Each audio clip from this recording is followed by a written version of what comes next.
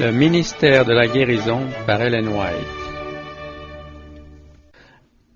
Chapitre 39. La connaissance communiquée par la parole de Dieu. Toute la Bible nous révèle la gloire de Dieu en Jésus-Christ. Pour ceux qui l'acceptent, qui y croient et lui obéissent, elle est un puissant élément dans la transformation du caractère. Elle stimule, active, vivifie les forces physiques, mentales et spirituelles. En un mot, elle nous dirige dans la bonne voie. Si les jeunes et les adultes eux-mêmes sont si facilement induits en tentation et y succombent, c'est qu'ils négligent l'étude de la parole de Dieu. C'est ce qui explique la faiblesse de leur volonté. Ils ne font aucun effort pour puiser dans ce trésor divin les pensées pures et saintes qui les détourneraient de ce qui est impur et erroné. Il en est bien peu qui, à l'instar de Marie, choisissent la bonne part en venant s'asseoir aux pieds de Jésus pour recevoir les instructions du divin Maître. Bien peu serrent ces paroles dans leur cœur et les mettent en pratique dans leur vie quotidienne. Les vérités de la Bible élèvent l'âme. Si la parole de Dieu était appréciée à sa juste valeur, jeunes et vieux manifesteraient une rectitude et une fidélité dans les principes qui les aideraient à triompher de la tentation. Répandons oralement et par écrit les vérités précieuses de l'Écriture. Que notre esprit, nos aptitudes, notre pénétration s'appliquent à saisir la pensée divine. Laissons de côté les spéculations de la philosophie humaine. Efforçons-nous de comprendre celle de l'auteur de toute vérité. On ne peut lui comparer la valeur d'aucune autre littérature. Un esprit mondain n'éprouve aucun plaisir à méditer la parole de Dieu. Mais pour celui qui a passé par la nouvelle naissance, une beauté divine et une lumière céleste émanent de toutes ces pages sacrées.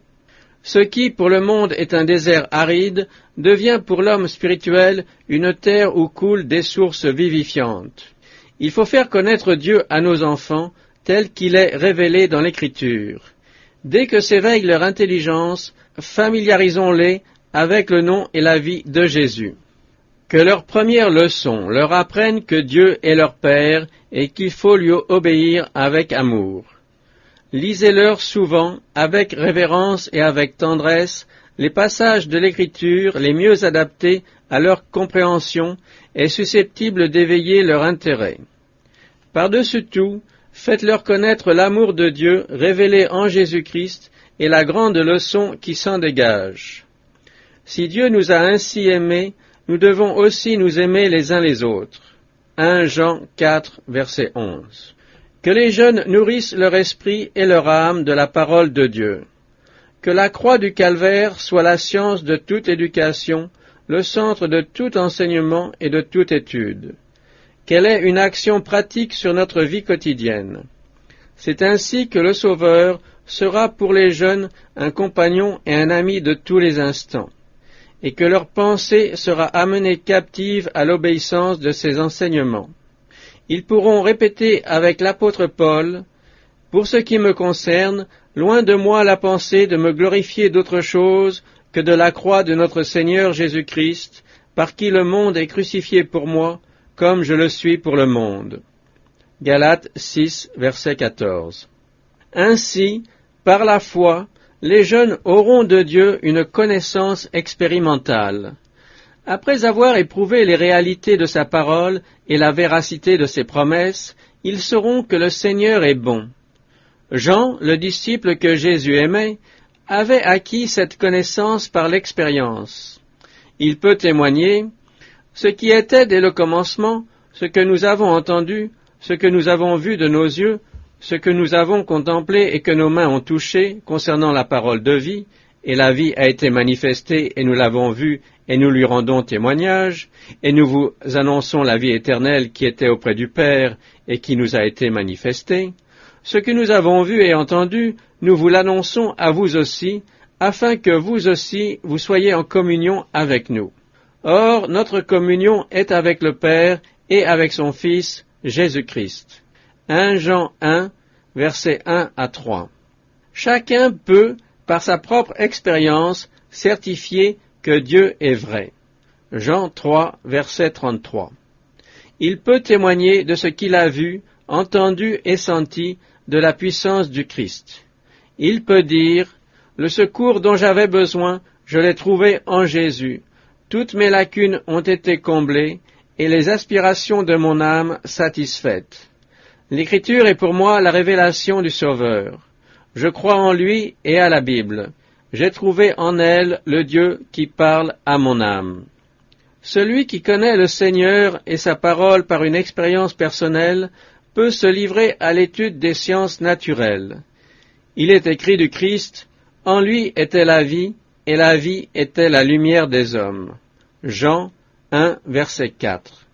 Avant le péché, en Éden, Adam et Ève étaient entourés d'une lumière éclatante et admirable, la lumière divine.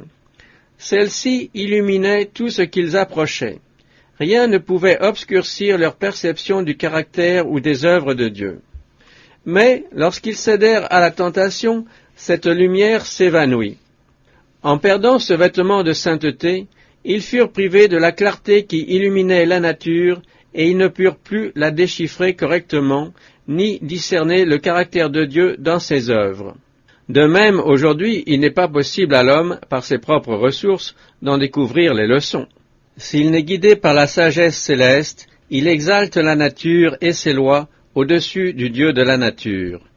C'est la raison pour laquelle les idées humaines sur la science contredisent si souvent les enseignements de la parole de Dieu. Mais pour ceux qui reçoivent la lumière de la vie du Christ, la nature s'illumine à nouveau. C'est à la lumière de la croix que nous pouvons interpréter les enseignements de la nature avec certitude.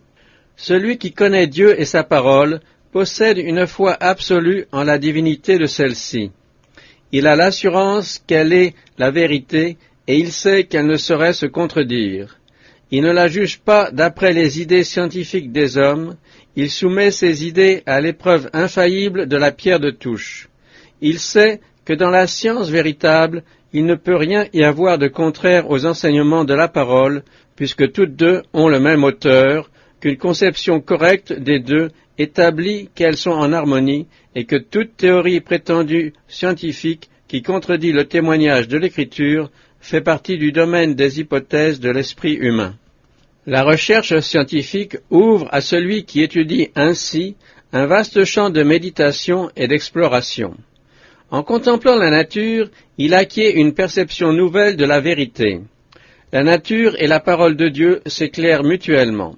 Elles nous font connaître toujours mieux le Créateur et les lois par lesquelles il opère.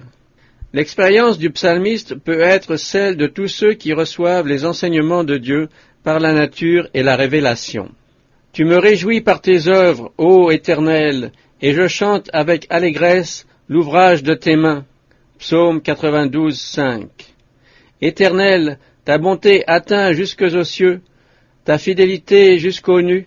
Ta justice est comme les montagnes de Dieu, tes jugements sont comme le grand abîme. Combien est précieuse ta bonté, ô Dieu! Psaume 36, 6 à 8. À l'ombre de tes ailes, les fils de l'homme cherchent un refuge. Ils se rassasient de l'abondance de ta maison, et tu les abreuves au torrent de tes délices. Car auprès de toi est la source de la vie, par ta lumière nous voyons la lumière. Psaume 36, 8 à 10. Heureux ceux qui sont intègres dans leur voie, qui marchent selon la loi de l'Éternel, heureux ceux qui gardent ses préceptes, qui le cherchent de tout leur cœur. Comment le jeune homme rendra-t-il pur son sentier? En se dirigeant d'après ta parole. Je choisis la voie de la vérité, je place tes lois sous mes yeux. Psaume 119, versets 1, 2, 9 et 30. Je serre ta parole dans mon cœur, afin de ne pas prêcher contre toi. Psaume 119, verset 11. Je marcherai au large, car je recherche tes ordonnances. Psaume 119, verset 45. Ouvre mes yeux, pour que je contemple les merveilles de ta loi. Tes préceptes font mes délices, ce sont mes conseillers. Mieux vaut pour moi les lois de ta bouche que 1000 objets d'or et d'argent. Combien j'aime ta loi! Elle est tout le jour l'objet de ma méditation. Tes préceptes sont admirables. Aussi mon âme les observe. Psaume 119, versets 18, 24, 72, 97 et 129. Tes statuts sont le sujet de mes cantiques. Dans la maison où je suis étranger, ta parole est entièrement éprouvée et ton serviteur l'aime. Le fondement de ta parole est la vérité, et toutes les lois de ta justice sont éternelles. Que mon âme vive et qu'elle te loue, et que tes jugements me soutiennent. Psaume 119, 54, 140, 160, 175. Il y a beaucoup de paix pour ceux qui aiment ta loi, et il ne leur arrive aucun malheur. J'espère en ton salut, ô Éternel, et je pratique tes commandements. Mon âme observe tes préceptes, et je les aime beaucoup. Psaume 119, versets 165 à 167. La révélation de tes paroles est claire, elle donne de l'intelligence aux simples. Psaume 119, 130. Tes commandements me rendent plus sage que mes ennemis, car je les ai toujours avec moi. Je suis plus instruit que tous mes maîtres, car tes préceptes sont l'objet de ma méditation. J'ai plus d'intelligence que les vieillards, car j'observe tes ordonnances. Par tes ordonnances, je deviens intelligent, aussi je hais toute voie de mensonge. Tes préceptes sont pour toujours mon héritage, car ils sont la joie de mon cœur. Psaume 119, versets 98 à 100, 104 et 111. Une révélation plus nette de Dieu. Il dépend de nous d'obtenir une révélation toujours plus complète du caractère de Dieu. Lorsque Moïse demanda à l'Éternel « Fais-moi voir ta gloire », il fut exaucé. Le Seigneur lui dit « Je ferai passer devant toi toute ma bonté, et je proclamerai devant toi le nom de l'Éternel. » Exode 33, versets 18 et 19. C'est le péché qui obscurcit notre esprit et trouble nos perceptions. Quand il est banni de nos cœurs, la lumière de la connaissance de la gloire de Dieu sur le visage de Jésus-Christ, illuminant sa parole et reflétée par la nature, révèle le Père céleste, celui qui est miséricordieux et compatissant, lent à la colère, riche en bonté et en fidélité. Exode 34, verset 6. C'est cette lumière qui nous éclaire jusqu'à ce que notre esprit, notre cœur et notre âme soient changés à l'image de Dieu. Pour ceux qui comptent sur les promesses de l'Écriture sainte, il y a des possibilités merveilleuses. Devant eux s'étendent de vastes champs de vérité, d'intarissables sources de puissance. Des réalités glorieuses leur seront dévoilées, ainsi que des privilèges et des devoirs dont ils n'ont aucune idée. Tous ceux qui obéissent humblement, accomplissant les desseins de Dieu, connaîtront de mieux en mieux ses oracles. Que les étudiants prennent la Bible pour guide et se conforment à ses principes, et ils pourront espérer acquérir les plus grandes connaissances. Toutes les philosophies humaines ont conduit à la confusion et à la honte lorsqu'elles n'ont pas reconnu Dieu comme étant tout en tous. Mais la foi précieuse inspirée de Dieu communique la force et la noblesse. En méditant sur la bonté du Seigneur, sur sa miséricorde et sur son amour infini, la perception de la vérité nous deviendra de plus en plus claire, et plus ardent aussi le désir de posséder un cœur pur et un esprit lucide. L'âme qui respire l'atmosphère des saintes pensées est transformée par cette communion avec Dieu qui résulte de l'étude de sa parole. La vérité est si large, si profonde, elle a tant de portée, qu'en s'efforçant de la saisir, le moi est oublié. Le cœur en est attendri et devient humble, bon, aimant. Une sainte obéissance fortifie les facultés. Grâce à l'étude de la parole de vie, on peut acquérir un esprit large, élevé, noble. Si comme le prophète Daniel nous nous conformons fidèlement à ses enseignements, nous avancerons dans toutes les branches de la connaissance. Notre esprit étant pur, il se fortifiera. Toutes nos facultés seront vivifiées. Nous pourrons nous former et nous discipliner de manière à être, dans notre sphère d'influence, des exemples de ce que l'homme peut devenir et faire lorsqu'il est en communion avec le Dieu de toute sagesse et de toute puissance. L'éducation de la vie éternelle. Notre vie ici-bas est une préparation à la vie éternelle. L'éducation commencée ne s'achèvera pas sur cette terre, elle se poursuivra dans toute l'éternité, toujours progressant, jamais terminée. La sagesse et l'amour de Dieu dans le plan de la rédemption se dévoileront de plus en plus. Le Sauveur conduira ses enfants aux sources d'eau vive et leur révélera des trésors de connaissance.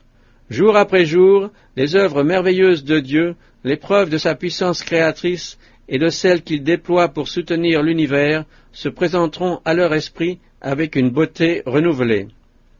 À la lumière qui émane du trône divin, tous les mystères disparaîtront, l'âme sera surprise de la simplicité de tout ce qu'elle n'avait jamais pu comprendre auparavant. Aujourd'hui, nous voyons confusément, comme dans un miroir, mais alors nous verrons face à face. Aujourd'hui nous connaissons en partie, alors nous connaîtrons comme nous avons été connus.